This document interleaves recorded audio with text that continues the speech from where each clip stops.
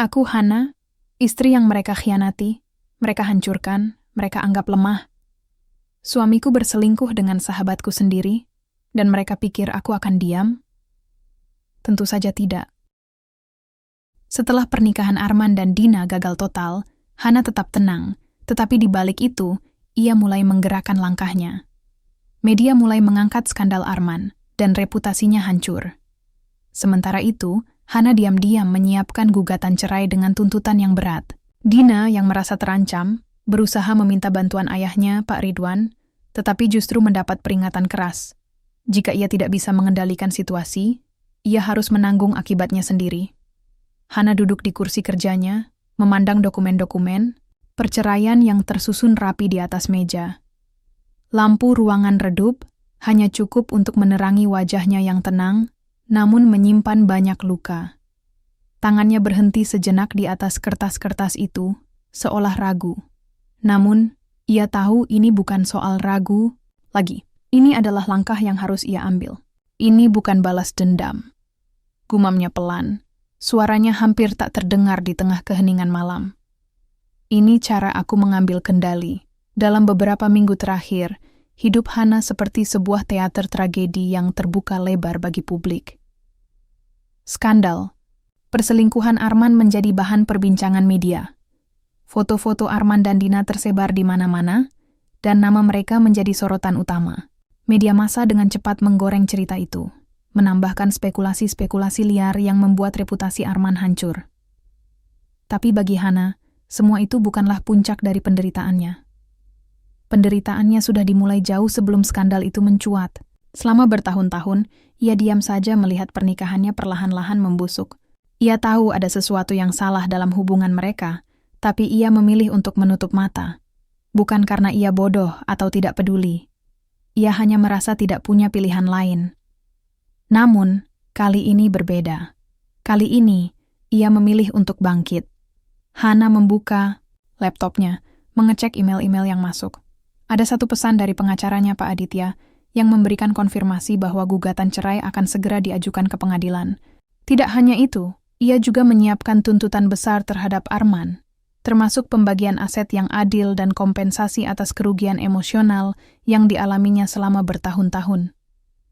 Kamu yakin bisa melakukannya? Tanyanya pada dirinya sendiri. Meskipun ia tahu jawabannya, ya, ia yakin. Sementara itu, di sisi lain kota, Arman sedang berusaha keras mengendalikan situasi. Di depan para wartawan yang mengepungnya, ia mencoba menjelaskan bahwa semuanya hanyalah kesalahpahaman. Ia berbicara dengan nada penyesalan, bahkan sampai berkaca-kaca. Tapi orang-orang tidak bodoh. Mereka sudah terlalu sering mendengar cerita seperti ini. Di apartemennya, Dina duduk di sofa dengan wajah cemas. Televisi menyala, menayangkan berita tentang skandal mereka. Matanya tertuju pada layar, tapi pikirannya melayang jauh. Ia tahu, situasi ini bisa berbahaya baginya. Jika Arman benar-benar jatuh, maka ia juga akan ikut terbawa. Apa yang harus kulakukan? Gumamnya pelan. Ia memutuskan untuk menelepon ayahnya Pak Ridwan. Setelah beberapa dering, suara dingin sang ayah terdengar di ujung telepon. Dina, apa yang sedang kau lakukan? Apakah kau tidak tahu apa yang kau risikokan? Bentak Pak Ridwan tanpa basa-basi. Tapi ayah, aku hanya... Cukup. Jika kau tidak bisa mengendalikan situasi ini, jangan harap aku akan membantumu. Aku sudah cukup malu dengan tingkah lakumu. Jangan tambahkan aib lain ke keluarga ini. Telepon. Ditutup dengan kasar. Dina menatap ponselnya. Air mata mulai menggenang di matanya. Ia tahu, ayahnya tidak main-main. Jika ia gagal, ia harus menanggung semuanya sendiri. Di tengah kekacauan ini, Hana tetap tenang. Ia tahu, permainan ini baru dimulai, dan ia sudah siap untuk melangkah lebih jauh. Farah datang membawa makanan. Ia mengetuk pintu apartemen Hana dengan pelan, lalu masuk tanpa menunggu jawaban. Sudah lama ia tahu bahwa sahabatnya itu tidak pernah mengunci pintu jika sedang bekerja. Farah melihat Hana duduk di meja kerjanya, masih dengan dokumen-dokumen yang sama seperti kemarin. Lampu ruangan tetap redup, dan suasana hening memenuhi ruangan. Hana, kau belum makan sejak pagi? Tanya Farah, sambil meletakkan bungkusan makanan di atas meja. Hana hanya menatap kosong pada kotak makanan yang dibawa Farah. Matanya tampak lelah, tapi wajahnya tetap tenang. Terlalu tenang untuk ukuran seseorang yang tengah menjalani proses perceraian penuh drama. "Aku tidak lapar," katanya singkat. Farah mendesah pelan. Ia sudah terbiasa dengan sikap Hana yang seperti ini. Tapi kali ini berbeda. Ada sesuatu dalam tatapan mata Hana yang membuat Farah merasa khawatir. Bukan hanya karena skandal yang sedang terjadi, tapi juga karena cara Hana menanggung semuanya sendirian. "Kamu yakin ini yang kamu mau?" tanya Farah akhirnya.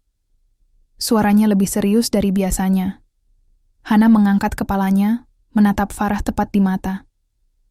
"Aku tidak punya pilihan lain, Farah. Ini satu-satunya jalan. Tapi apa kau benar-benar siap? Aku tahu kau kuat, tapi ini bukan soal kuat atau tidak. Ini soal hatimu, Hana. Apakah kau benar-benar bisa melewati ini tanpa merasa hancur?" Hana terdiam. Pertanyaan itu menyentuh bagian terdalam dirinya yang selama ini ia coba sembunyikan. Tentu saja ia tidak sepenuhnya siap. Tentu saja ada rasa sakit yang masih tersisa. Tapi ia tahu, ia tidak bisa mundur lagi. "Aku sudah berpikir panjang tentang ini," kata Hana akhirnya. "Ini bukan soal dendam atau balas budi. Ini soal aku. Aku ingin hidupku kembali. Aku ingin mengambil alih kendali atas segalanya." Farah diam sejenak. Ia tahu, Hana bukan tipe orang yang mudah menyerah. Tapi ia juga tahu, ada banyak luka yang masih belum sembuh di hati sahabatnya itu. "Lalu, bagaimana dengan Arman?" tanya Farah pelan. Hana tersenyum kecil, tapi senyum itu tidak sampai ke matanya. "Dia sudah memilih jalannya sendiri. Sekarang, aku hanya ingin fokus pada jalanku." Farah tidak bisa berkata apa-apa lagi. Ia hanya bisa menghela napas panjang. Dalam hati ia merasa bangga pada Hana, tapi di sisi lain ia juga merasa takut. Takut kalau Hana akan terlalu keras pada dirinya sendiri. Sementara itu, di luar apartemen, angin malam mulai berhembus kencang. Suara mobil-mobil yang lewat terdengar samar-samar. Di dalam ruangan, suasana tetap hening, hanya terdengar suara jarum jam yang berdetik pelan. Hana kembali menatap dokumen-dokumen di depannya. Tangannya bergerak pelan, merapikan beberapa kertas yang terselip. Ia mencoba fokus pada pekerjaannya, tapi pikirannya terus melayang pada kenangan-kenangan lama. Ia ingat pertama kali bertemu Arman. Saat itu, ia masih muda, penuh harapan, dan percaya bahwa cinta adalah segalanya. Arman tampak sempurna di matanya, tampan, cerdas, dan penuh ambisi. Mereka berdua membangun mimpi bersama, membeli rumah pertama mereka, dan merencanakan masa depan yang indah. Tapi semua itu hanya ilusi. Hana tahu, Arman bukan orang jahat. Dia hanya manusia biasa yang terjebak dalam kesalahannya sendiri. Namun, kesalahan itu telah merubah segalanya. Pernikahan mereka yang dulunya penuh cinta, kini hanya menjadi sebuah kontrak kosong yang dipenuhi kepalsuan. "Aku tidak bisa terus hidup seperti ini," gumam Hana pelan, hampir tak terdengar. Farah mendekat dan duduk di sampingnya.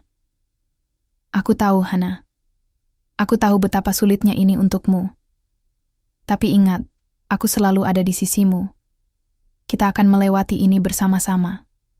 Hana menoleh dan tersenyum tipis. "Terima kasih, Farah. Tanpamu, aku mungkin sudah menyerah sejak lama." Mereka berdua terdiam sejenak, saling menatap dalam keheningan. Hana merasa lega bisa berbagi beban dengan seseorang yang benar-benar memahaminya. Tapi di sisi lain, ia juga sadar bahwa perjalanan ini masih panjang. Di luar sana, dunia terus berputar. Media masih terus menggoreng skandal Arman dan Dina. Publik masih terus membicarakannya. Tapi bagi Hana, semua itu sudah tidak penting lagi. Yang penting baginya adalah langkah-langkah kecil yang ia ambil untuk memperbaiki hidupnya. "Aku harus melanjutkan ini," kata Hana akhirnya. Suaranya lebih mantap. Farah mengangguk. "Lakukan apa yang harus kau lakukan, Hana. Aku akan selalu mendukungmu." Hana tersenyum, kali ini lebih tulus. Ia tahu, meskipun luka-luka di hatinya masih belum sembuh sepenuhnya, ia memiliki kekuatan untuk melangkah maju, dan itulah yang akan ia lakukan. Hana sedang berdiri di depan jendela apartemennya, menatap keluar ke arah kota yang mulai terang oleh lampu-lampu malam. Pikirannya masih dipenuhi oleh percakapan kemarin dengan Farah. Ia tahu sahabatnya itu benar, ada banyak luka yang belum sembuh sepenuhnya. Tapi ia juga sadar bahwa tidak ada gunanya terus-menerus tenggelam dalam rasa sakit. Saat ini, yang bisa ia lakukan adalah melangkah maju, meskipun langkah itu terasa berat. Tiba-tiba, bel pintu berbunyi. Hana menoleh sejenak, ragu. Siapa yang datang malam-malam begini? Ia tidak mengharapkan siapapun. Setelah beberapa detik, ia akhirnya berjalan menuju pintu dan membukanya. Di sana, berdiri Arman. Hana tersentak. Ia tidak pernah menyangka akan bertemu dengannya lagi setelah semua yang terjadi. Arman tampak berbeda dari biasanya. Rambutnya agak berantakan, wajahnya pucat, dan matanya memancarkan rasa bersalah yang sulit disembunyikan. "Boleh aku masuk?" Tanyanya pelan, suaranya terdengar serak. Hana diam sejenak, lalu mengangguk singkat. Ia membuka pintu lebih lebar, membiarkan Arman masuk. Suasana di dalam apartemen tetap hening, hanya terdengar suara langkah kaki mereka yang pelan. Arman duduk di sofa, sementara Hana tetap berdiri, menjaga jarak. Matanya tidak pernah meninggalkan sosok Arman, mencoba membaca apa yang ada di pikirannya. "Apa yang kamu inginkan?" tanya Hana akhirnya. Suaranya dingin namun tetap tenang. Arman menghela napas panjang. Aku ingin bicara. Aku tahu aku salah, Hana. Aku tahu aku sudah menyakitimu." Hana tertawa kecil, tapi tawanya terdengar getir. "Kamu baru menyadarinya sekarang? Setelah semua yang terjadi? Setelah nama kita hancur di media? Setelah semua yang sudah kau lakukan?" Arman menundukkan kepala, tak mampu menatap mata Hana. "Aku tahu aku tidak bisa memperbaiki semuanya, tapi aku ingin kita bisa bicara. Mungkin kita bisa mencari solusi bersama." Hana mendekat beberapa langkah, tapi tetap menjaga jarak. "Solusi apa, Arman? Apakah kau pikir kita bisa kembali seperti dulu? Apakah kau pikir semuanya bisa diperbaiki dengan kata-kata penyesalanmu?" "Tidak," jawab Arman cepat. "Aku tidak berharap kita bisa kembali seperti dulu. Aku hanya ingin kita bisa menyelesaikan ini dengan baik, tanpa harus saling menyakiti lebih jauh."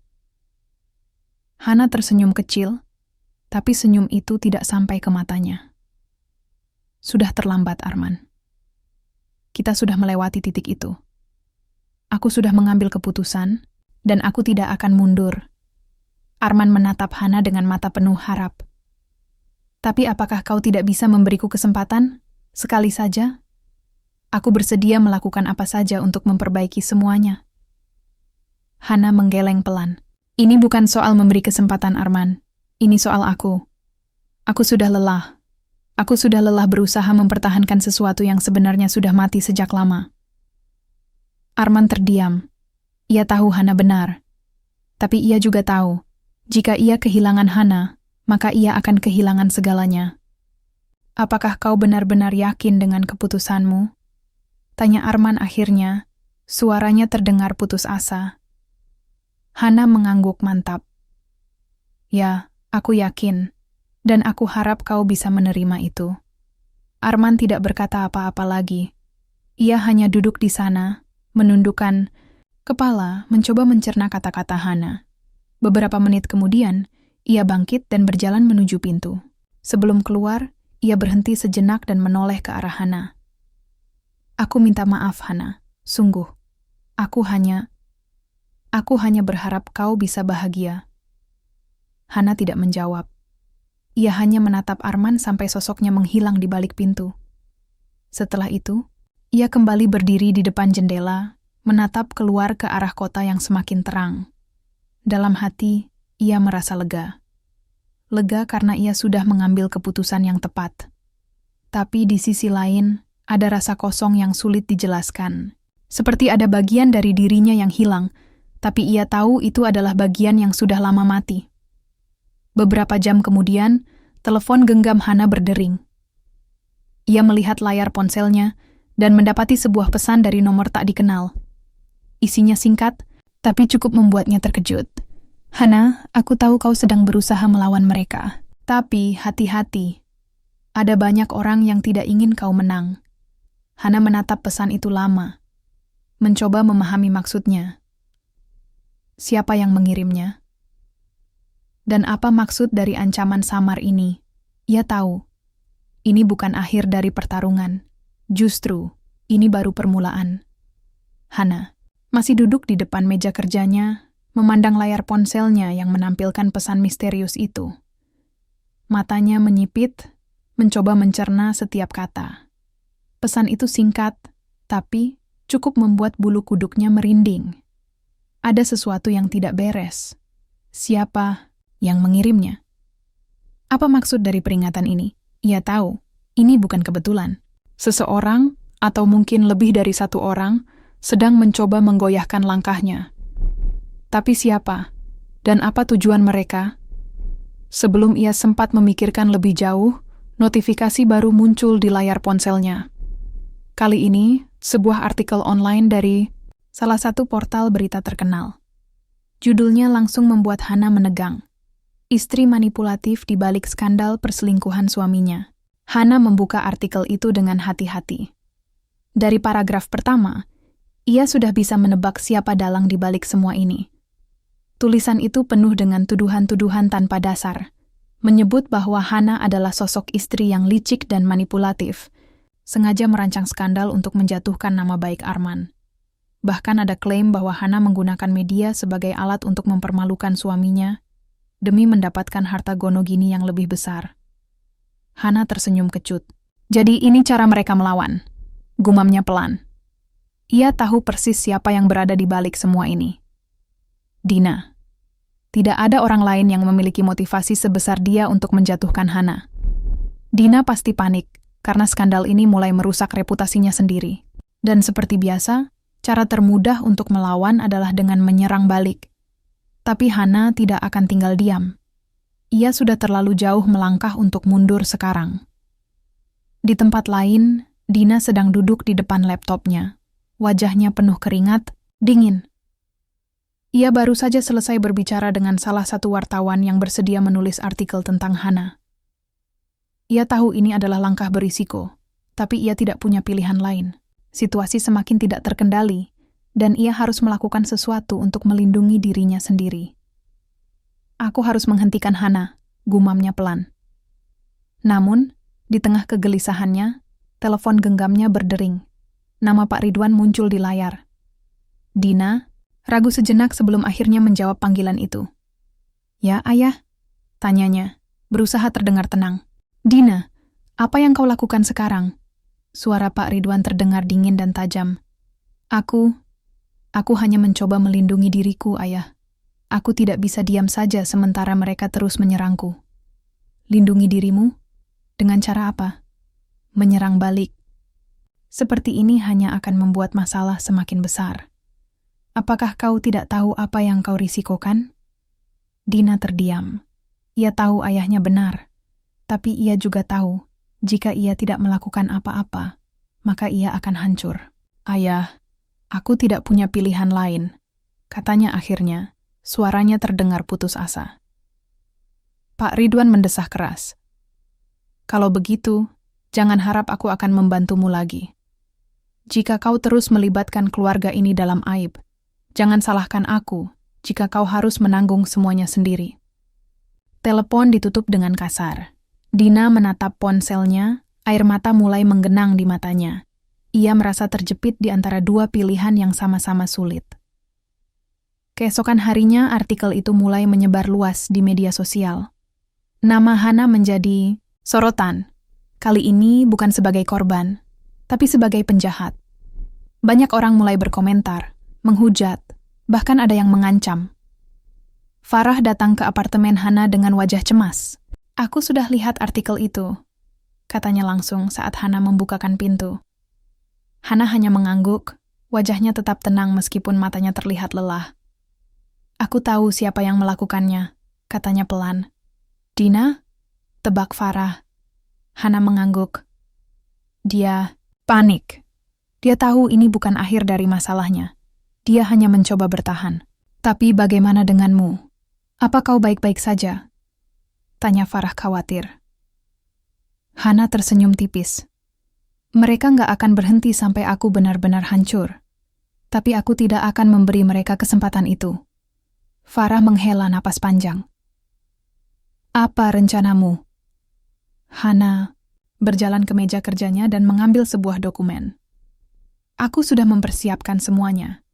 Artikel itu hanya akan membuat mereka lengah. Mereka pikir aku akan terganggu, tapi sebenarnya ini kesempatanku untuk melangkah lebih jauh. Farah menatap Hana dengan kagum. Kau benar-benar kuat, Hana. Hana tertawa kecil. Bukan soal kuat, Farah. Ini soal bertahan hidup. Aku tidak akan membiarkan mereka menghancurkanku. Beberapa hari kemudian, Hana menghubungi pengacaranya, Pak Aditya.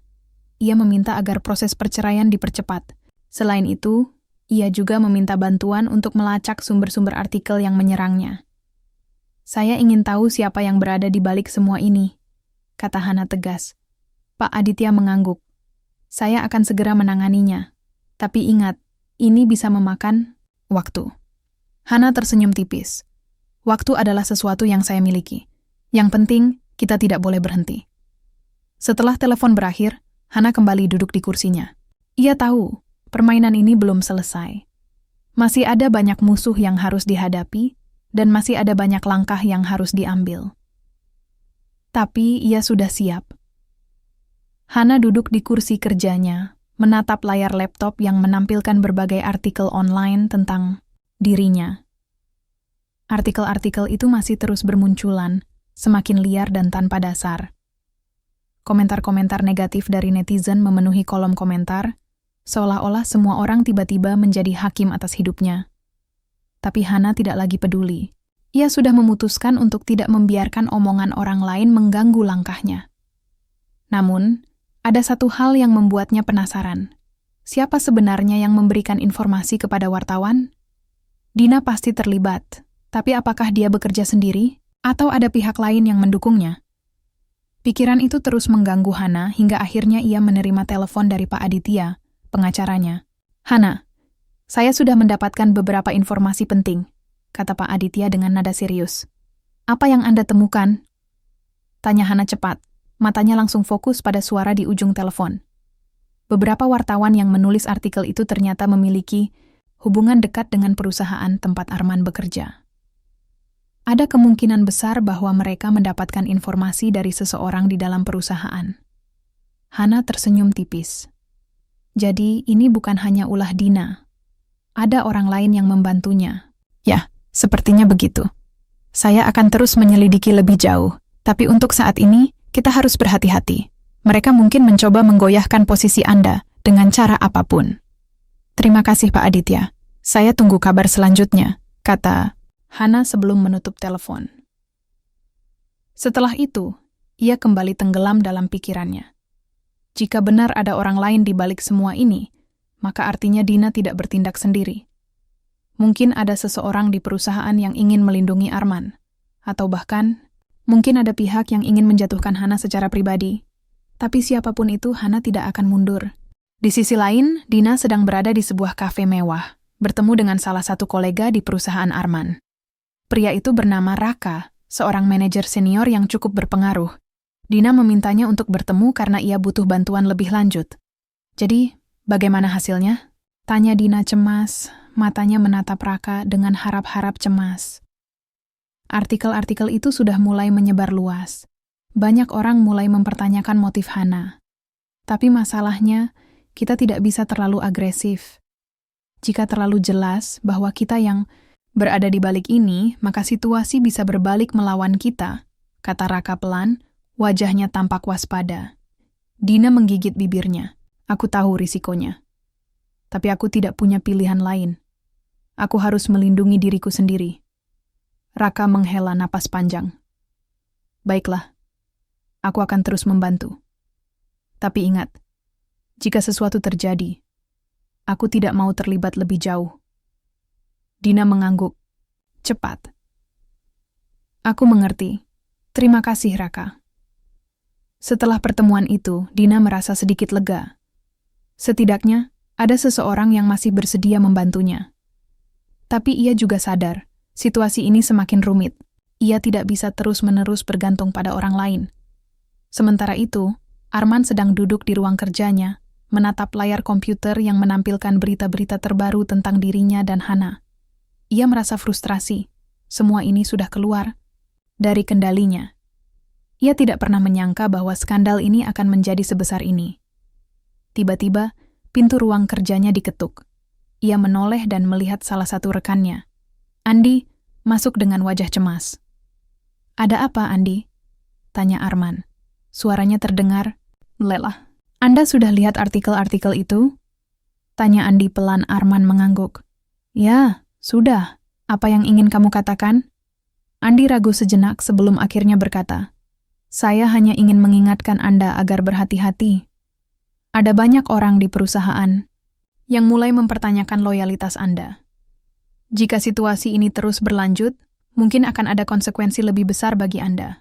Arman menatap Andi dengan mata kosong. Ia tahu apa yang dimaksud rekannya itu. Skandal ini tidak hanya merusak reputasinya di luar, tapi juga mulai mengancam karier profesionalnya. "Terima kasih sudah memberitahu saya," kata Arman akhirnya. Suaranya terdengar hambar. Setelah Andi pergi, Arman duduk diam di kursinya. Ia tahu, ia harus melakukan sesuatu. Tapi apa? Di apartemen Hana, Farah datang membawa secangkir teh hangat.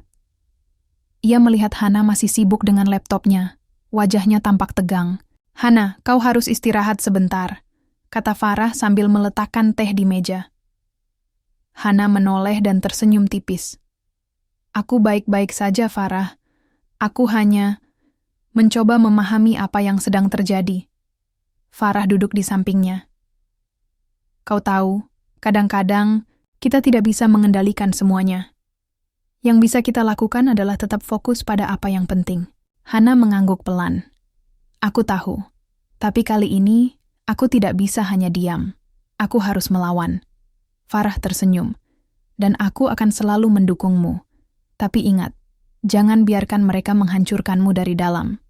Hana menatap sahabatnya dengan rasa syukur. "Terima kasih, Farah.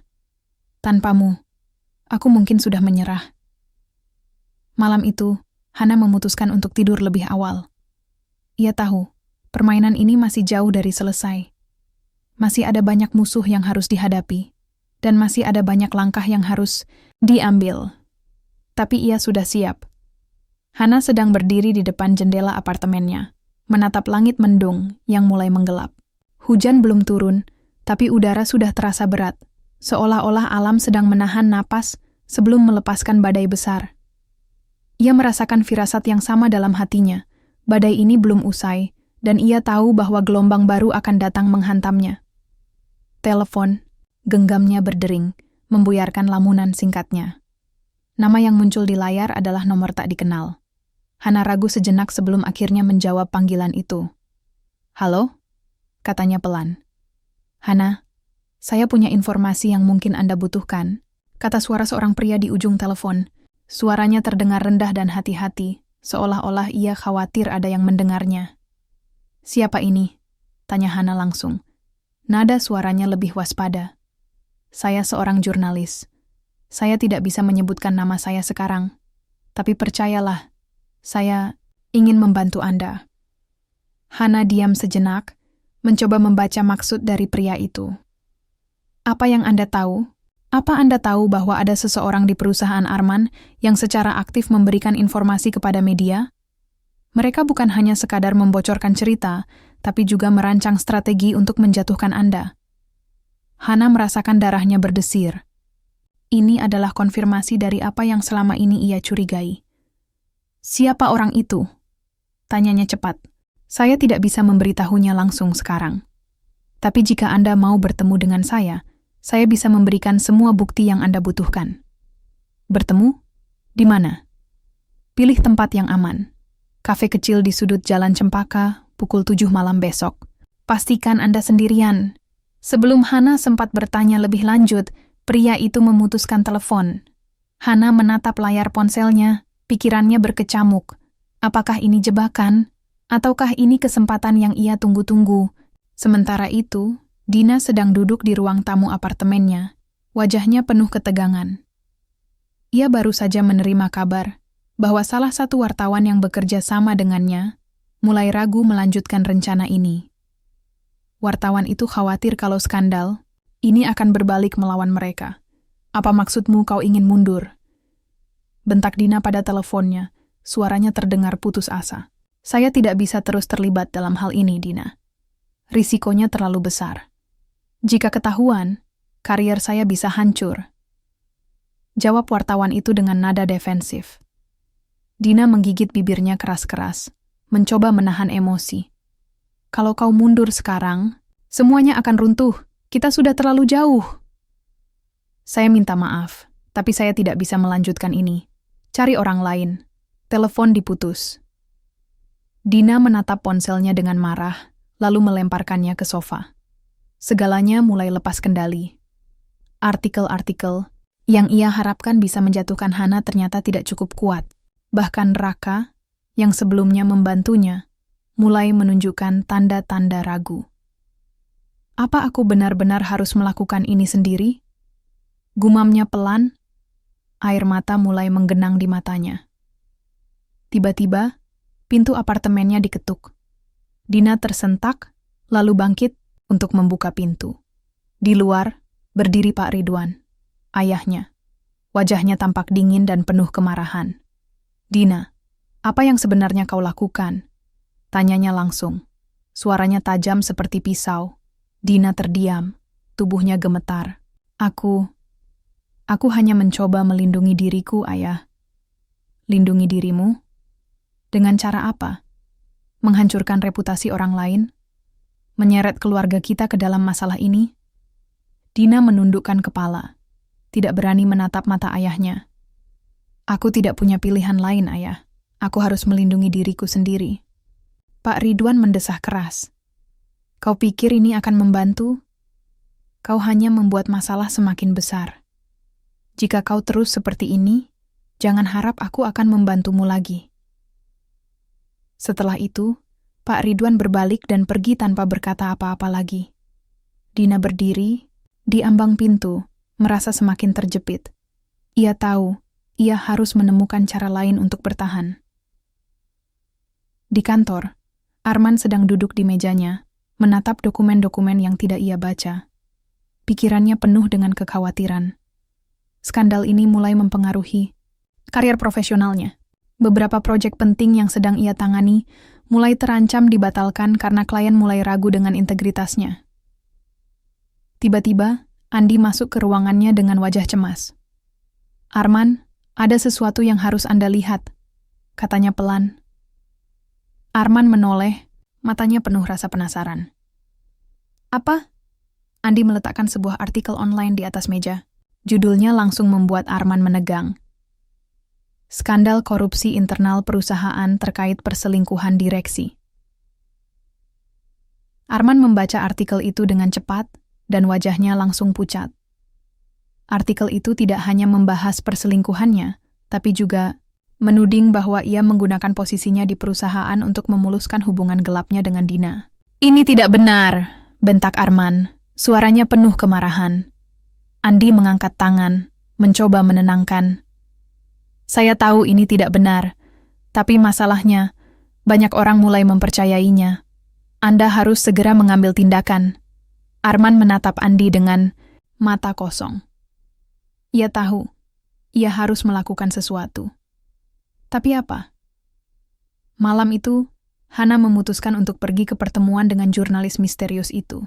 Ia memilih untuk tidak memberitahu siapapun, termasuk Farah. Ia tahu risikonya, tapi ia juga tahu bahwa ini adalah kesempatan yang tidak bisa ia abaikan. Ketika ia tiba di kafe kecil di Jalan Cempaka, suasana di sana sepi. Hanya ada beberapa pengunjung yang duduk di sudut ruangan. Hana memesan secangkir kopi dan duduk di meja yang disepakati. Beberapa menit kemudian, seorang pria parubaya masuk ke kafe. Ia melihat sekeliling sebelum akhirnya mendekati meja Hana. "Anda Hana?" tanyanya. Pelan Hana mengangguk. "Ya, dan Anda?" "Panggil saja saya Budi. Saya seorang jurnalis investigasi. Saya sudah melacak kasus ini selama beberapa minggu." Budi duduk di depan Hana dan meletakkan sebuah flash disk di atas meja. Di dalamnya ada semua bukti yang Anda butuhkan, termasuk rekaman percakapan antara Dina dan beberapa wartawan, serta email-email internal perusahaan yang membuktikan keterlibatan mereka dalam skandal ini. Hana menatap flash disk itu dengan mata penuh rasa syukur. Kenapa Anda membantu saya? Budi tersenyum. Stepes, saya hanya ingin kebenaran terungkap, dan saya tahu Anda adalah korban di sini. Hana mengambil flash disk itu dan memasukkannya ke dalam tasnya. Terima kasih Pak Budi. Saya tidak tahu bagaimana membalas budi ini. Tidak perlu balas budi. Yang penting, gunakan ini dengan bijak. Setelah pertemuan itu, Hana meninggalkan kafe dengan perasaan lega. Ia tahu ini adalah awal dari babak baru. Badai memang belum usai, tapi kali ini ia sudah siap menghadapinya. Arman panik melihat hidupnya mulai berantakan. Ia berusaha mendekati Hana kembali dengan alasan masih mencintainya, tetapi Hana sudah membaca permainannya. Sementara itu, Dina yang putus asa mencoba menyerang balik dengan cara kotor.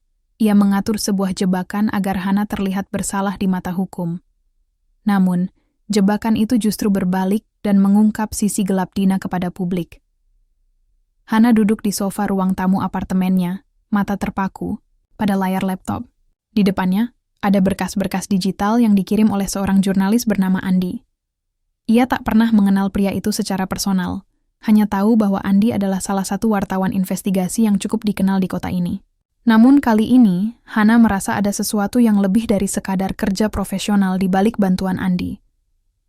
Andi telah memberinya informasi awal tentang Arman dan Dina, hubungan mereka, jejak manipulasi, bahkan beberapa bukti transaksi mencurigakan yang melibatkan nama Dina.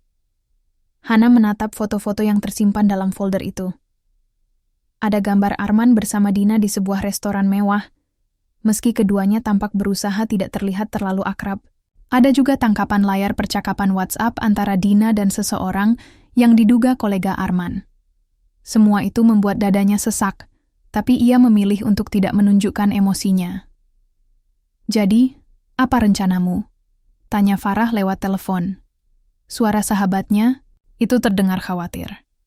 Aku belum tahu, jawab Hana pelan. Tapi aku ingin tahu semua tentang mereka. Aku butuh waktu. Farah mendesah. Kamu yakin bisa melalui ini? Maksudku, ini pasti nggak mudah. Hana tersenyum tipis, meski Farah tak bisa melihatnya. Aku sudah melewati hal-hal yang lebih sulit, Farah. Lagi pula, aku nggak punya pilihan lain. Setelah menutup telepon, Hana membuka kembali dokumen-dokumen itu. Matanya menyapu setiap baris dengan cermat. Ia mencatat detail-detail penting di sebuah buku kecil, nomor rekening, nama-nama yang disebutkan, hingga lokasi-lokasi pertemuan rahasia mereka. Hana sadar, ia sedang memasuki medan perang yang lebih besar daripada yang pernah ia bayangkan. Tapi ia juga tahu, ia tak bisa mundur lagi. Sementara itu, di sudut lain kota, Arman duduk di kursi direktur eksekutifnya. Wajahnya muram, tangannya gemetar saat ia memegang secangkir kopi. Berita-berita buruk mulai bermunculan di media sosial, dan reputasinya sebagai pemimpin perusahaan mulai goyah.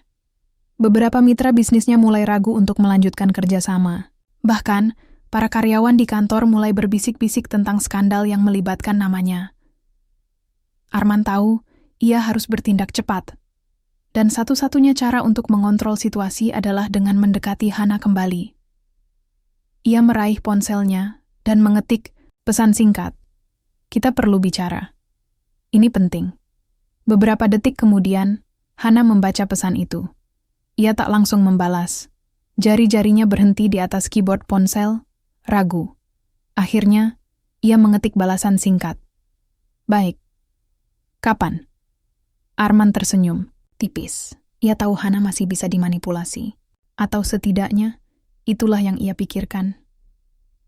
Malam itu, mereka bertemu di sebuah kafe kecil yang biasa mereka kunjungi dulu. Hana datang lebih dulu, duduk di sudut ruangan dengan secangkir teh hijau di hadapannya. Ketika Arman masuk, ia melihatnya dengan tatapan dingin. Tak ada senyum, tak ada sapaan hangat. Terima kasih sudah mau bertemu, kata Arman, duduk di hadapannya. Hana menatapnya tanpa berkata apa-apa. Ia tahu Arman akan mencoba memutarbalikkan keadaan seperti biasa. Aku tahu kita sudah lama tak bicara, lanjut Arman, suaranya terdengar lembut, seolah mencoba membangun kembali kedekatan mereka. Tapi aku ingin kamu tahu, aku masih mencintaimu. Hana tertawa pelan, getir. Cinta?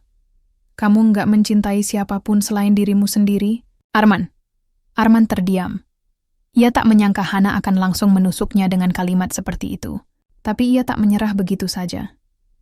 Aku tahu aku salah, katanya, nada suaranya semakin rendah. Aku hanya ingin memperbaiki semuanya. Kita bisa mulai lagi, Hana. Hana menatapnya lama, matanya tajam seperti pisau. Mulai lagi? Apa kamu benar-benar pikir aku akan mempercayaimu lagi? Arman membuka mulut untuk menjawab, tapi Hana memotongnya. Simpan omong kosongmu, Arman. Aku sudah tahu semuanya, dan aku tak akan membiarkanmu bermain-main denganku lagi. Arman terdiam. Ia tahu, kali ini, ia kehilangan kendali. Di tempat lain, Dina duduk di mejanya, wajahnya penuh amarah. Ia baru saja mendengar kabar bahwa Hana mulai menyelidiki hubungannya dengan Arman. Dia nggak boleh menang, gumamnya. Tangannya meremas pena di atas meja. Dina tahu, ia harus bertindak cepat. Dan ia punya rencana yang jauh lebih berbahaya daripada yang pernah ia lakukan sebelumnya. Hana keluar dari kafe itu dengan langkah mantap. Udara malam terasa dingin, tapi ia tak peduli. Pikirannya dipenuhi oleh percakapan tadi. Arman yang berusaha mendekatinya lagi, berpura-pura masih mencintainya. Hana tahu persis apa yang Arman lakukan. Ia hanya sedang mencari cara untuk mengendalikan situasi, seperti biasa. Tapi kali ini, Hana tak akan membiarkan dirinya dimanipulasi. Saat ia melangkah menuju mobilnya, ponsel di tangannya bergetar. Pesan, masuk dari Farah. Gimana hasil pertemuannya? Tanya Farah langsung, tanpa basa-basi. Hana menarik napas dalam-dalam sebelum menjawab. Seperti yang aku duga, dia mencoba memutarbalikkan semuanya, berpura-pura masih mencintaiku. Farah terdiam, beberapa saat sebelum akhirnya berkata, aku nggak heran, tapi kamu yakin bisa menghadapinya? Aku harus bisa, jawab Hana tegas. Aku sudah sampai di titik ini, Farah. Aku nggak bisa mundur lagi. Farah menghela napas. Baiklah, tapi hati-hati. Orang-orang seperti Arman itu licik. Mereka bisa melakukan apa saja demi kepentingan mereka sendiri. Hana tersenyum tipis. Makanya aku sudah mulai menyusun rencana. Di sisi lain, Arman masih duduk di kursi kafe, wajahnya muram. Ia tak menyangka Hana akan begitu tegas dan dingin padanya. Biasanya, ia selalu bisa memanipulasi perasaan orang-orang di sekitarnya, termasuk Hana. Tapi kali ini, ia merasa ada sesuatu yang berbeda. Ada keteguhan dalam mata Hana yang tak pernah ia lihat sebelumnya.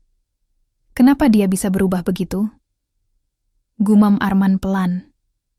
Ia meraih cangkir kopinya, tapi isinya sudah dingin. Dengan gerakan kasar, ia mendorong cangkir itu hingga jatuh ke lantai, menimbulkan suara berdebum yang membuat beberapa pengunjung kafe menoleh. Pelayan datang dengan ekspresi khawatir.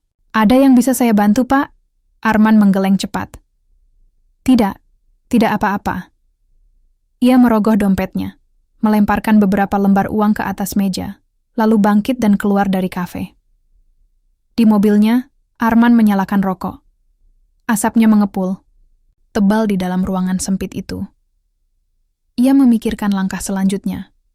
Jika Hana tak bisa dikendalikan lagi, maka ia harus mencari cara lain untuk melindungi dirinya sendiri. Dan satu-satunya orang yang bisa membantunya saat ini adalah Dina. Ia mengambil ponselnya dan mengetik pesan singkat. Kita perlu bicara. Sekarang. Beberapa detik kemudian, Dina membalas. Aku sedang di rumah. Ada apa? Arman menyalakan mesin mobil dan melaju ke arah apartemen Dina. Ketika ia tiba, Dina sudah menunggunya di pintu masuk, wajahnya tampak tegang. Kenapa kamu datang malam-malam begini? Tanya Dina. Suaranya terdengar waspada. Hana tahu semuanya, kata Arman langsung. Nada suaranya datar, tapi penuh urgensi. Dia sudah mulai menyelidiki kita. Dina terkejut. Apa? Bagaimana bisa? Entahlah. Tapi dia sudah tahu tentang hubungan kita, bahkan mungkin lebih dari itu. Dia pasti sudah punya bukti.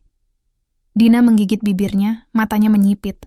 Kalau begitu, kita harus bertindak lebih cepat. Apa maksudmu? Tanya Arman, alisnya berkerut. Aku sudah punya rencana, kata Dina dengan nada penuh keyakinan. Kita harus menjebaknya, buat dia terlihat bersalah di mata publik. Kalau dia jatuh, kita aman. Arman menatap Dina dengan ragu. Jebakan? Apa kamu yakin itu akan berhasil? Tentu saja, jawab Dina tajam. Aku sudah memikirkan semuanya. Kita tinggal memalsukan dokumen keuangan perusahaan, arahkan semua kesalahan kepadanya, biar dia yang menanggung risiko. Arman terdiam. Ia tahu rencana itu sangat berisiko, tapi ia juga tak punya pilihan lain. Jika Hana benar-benar memiliki bukti tentang hubungannya dengan Dina, maka reputasinya sebagai pemimpin perusahaan akan hancur. Bahkan, ia bisa terlibat dalam masalah hukum. Baiklah, kata Arman akhirnya. Lakukan apa yang perlu dilakukan. Dina tersenyum puas. Jangan khawatir, aku akan mengurus semuanya. Esok harinya, Hana kembali ke kantor tempat ia bekerja sebagai desainer interior. Ia mencoba fokus pada pekerjaannya, tapi pikirannya terus melayang pada rencana-rencana yang sedang ia susun. Ia tahu Arman dan Dina pasti sedang mencari cara untuk melawan, tapi ia tak akan memberi mereka kesempatan. Saat istirahat siang, Hana bertemu Farah di sebuah kafe dekat kantor. Farah tampak gelisah, seolah ada sesuatu yang ingin ia katakan. Apa ada yang salah? Tanya Hana, melihat ekspresi sahabatnya. Farah menghela napas panjang. Ada gosip baru di kantor. Katanya kamu terlibat dalam skandal keuangan perusahaan. Hana tertawa sinis. Skandal keuangan? Itu pasti ulah Dina. Dia sedang mencoba menjebakku. Farah terkejut. Jadi itu benar? Tentu saja tidak, jawab Hana tegas. Aku nggak pernah melakukan hal semacam itu, tapi aku tahu mereka sedang mencoba menghancurkanku. Farah menggenggam tangan Hana erat. Kamu nggak sendirian, Hana. Aku akan selalu ada di sisimu. Hana tersenyum lembut. Terima kasih, Farah. Aku tahu aku bisa mengandalkanmu. Setelah pertemuan itu, Hana kembali ke apartemennya. Ia membuka laptopnya dan mulai menyusun strategi balasan. Ia tahu ia harus bergerak cepat sebelum Dina dan Arman berhasil menjalankan rencana mereka. Kalian pikir bisa menjebakku? Gumam Hana pelan, matanya berkilat tajam. Kita lihat siapa yang akan menang di akhir cerita ini. Dina duduk di kursi kerjanya, jari-jarinya mengetik cepat di atas keyboard laptop. Layar di depannya dipenuhi oleh baris-baris angka dan dokumen keuangan perusahaan. Ia sedang memalsukan beberapa transaksi besar, mengarahkan semuanya ke rekening Hana. Ini adalah langkah terbesarnya, dan ia tahu risiko yang harus diambil.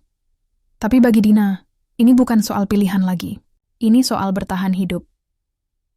Kalau aku gagal sekarang, semuanya akan berakhir, gumamnya pelan, matanya menyipit sambil membaca ulang data-data yang sudah ia ubah. Semua transaksi itu tampak begitu meyakinkan, seolah-olah Hana benar-benar telah melakukan penyelewengan uang perusahaan. Bahkan, jika ada auditor yang memeriksanya, mereka mungkin tak akan curiga.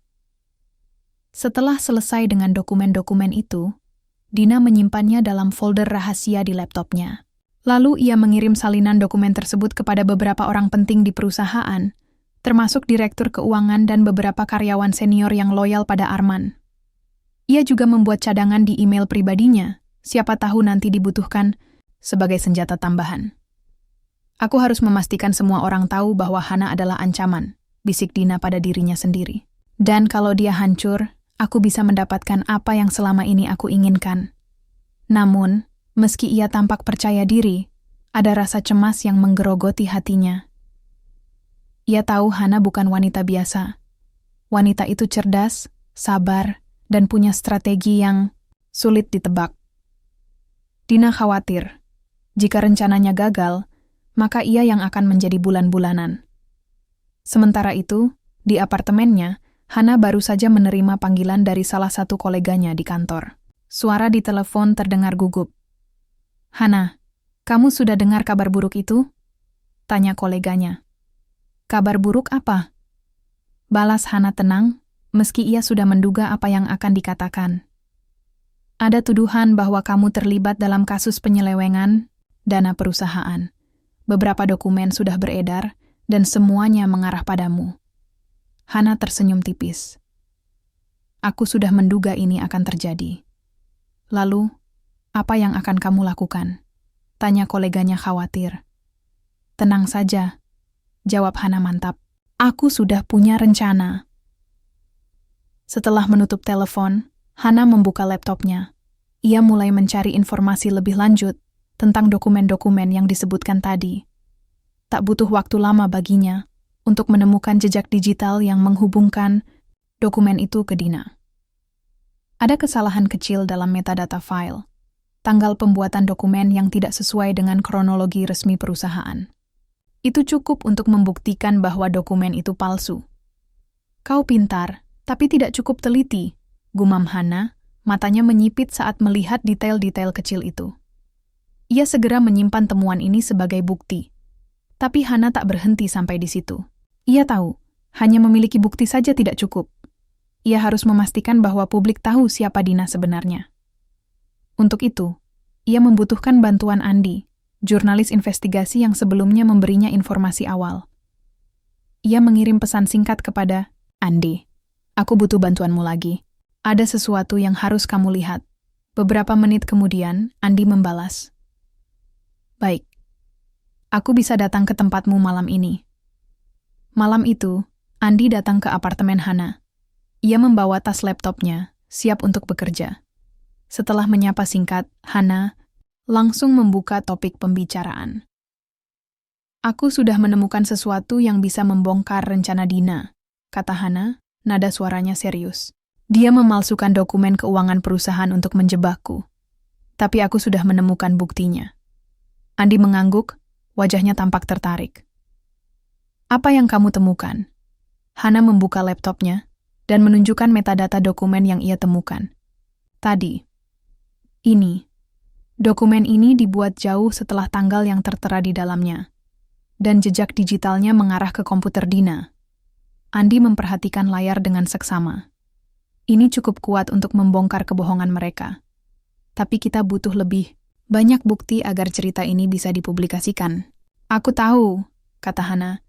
"Itu sebabnya aku ingin kamu mencari informasi lebih dalam tentang Dina. Hubungannya dengan Arman, ambisinya, bahkan masa lalunya.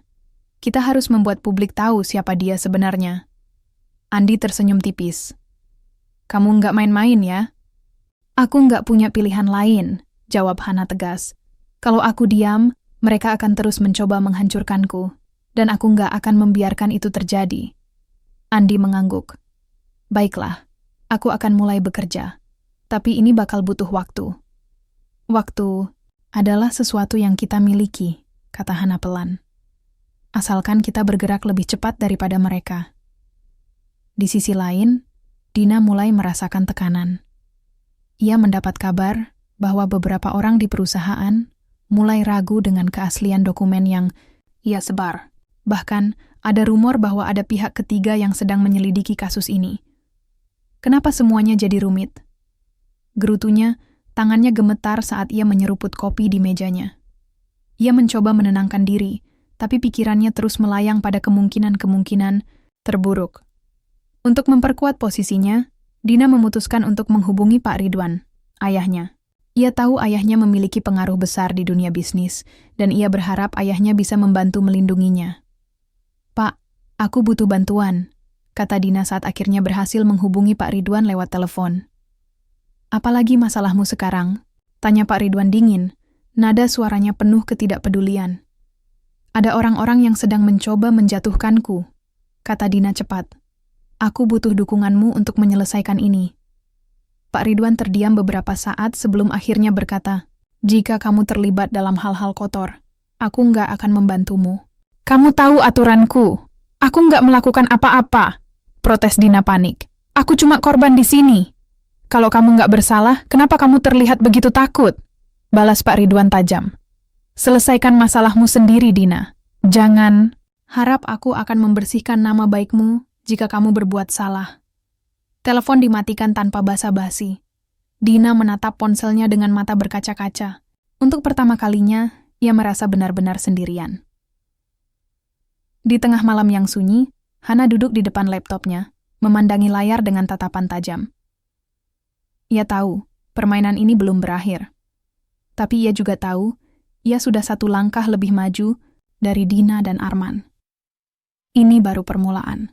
Gumamnya pelan, bibirnya melengkung membentuk senyum tipis. Kita lihat siapa yang akan bertahan sampai akhir. Farah duduk di kursi ruang tamu apartemennya, matanya terpaku pada layar ponsel. Berita-berita terbaru tentang Hana mulai bermunculan di media sosial dan grup-grup kantor.